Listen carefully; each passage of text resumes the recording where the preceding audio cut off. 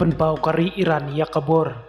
bat ka jingklan jongka ban sya nyon ben hakari Amerika bat hakari Israel.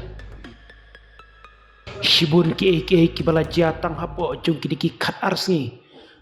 bat bakat ma kadang jur syushu hapdeng ka US Israel bat ka Iran. Kebalawan rakyat shibun ki jingtut hakayat kayang katrik ta kamtam ka jingyap jong ki briu balului jong kari Iran bat Israel. Haki bombat ki misail baklan bor ba bagite ki artli kiri kilap penonkam banter bom kawe ya kawe pat kani kalungkat kum ki sakhi sabut kabala permi da kitrat pathai khobor baper na kiri ka perthai khamtam na ka jing pelaj jing tipi na kalyam ki bor sipai ka Iran bat Israel lengba ki video ki bala capture hakbor bakila lek ban kruet mar kiliang haki babon ki benda kei kaba kampen kendit iki babun kiri ka perthai kalong batat hadu mata nakaliang kari Iran kampat simla penpau kino kidak ban pendemno iyalah de bat kadang yayang skembet hala ka jongkan nongrim baka dei ka hok yaka ban keput mar keliang namar dei kari Iran rei dei kari Amerika bat kari Israel kibalas dang shwa ya ketika tma ka badang ye beteng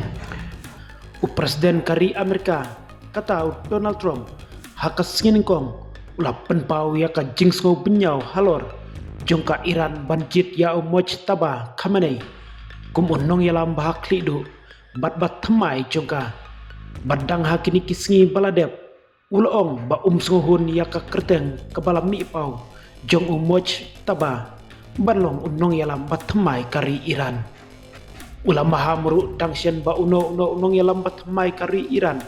ne slam klem ka jing menjur jongo Donald Trump ula ai jing mudru ba udon lightly ki jingjit ki babha ha ka jingmut jongo mano bala ban yalam ya kari Iran hakisngi bat ka pateng ka bansawan Henry syamla penpau ya ka kerteng jongno dakba penpau ba ya ka kam deiban pendep shwa jingkren jong Donald Trump halor moj taba kalawan wat haba ulakam baka jinglong nongilam jong ka sarkar Iran kala letno iya kaba manda baro ki baki don ilajano kentup ya ka jinglong nongilam jongki kim don nongilam shu laong utrom haba kren haka jingelang bat kinong thok khobor haba yadei bat unong yalam bat thamai jong ka Iran moj taba Khamenei ukun jong nong yalam badang syusha penyap Ayatollah Ali Khamenei utrom ula batai ngasosi namarngi perkat bahkan sawan rabiang ya kaju ka jinge nak benda kari Iran kumta ngadas ngosi shisha banyoi ya ka jingjit jongki ya moj tabah Khamenei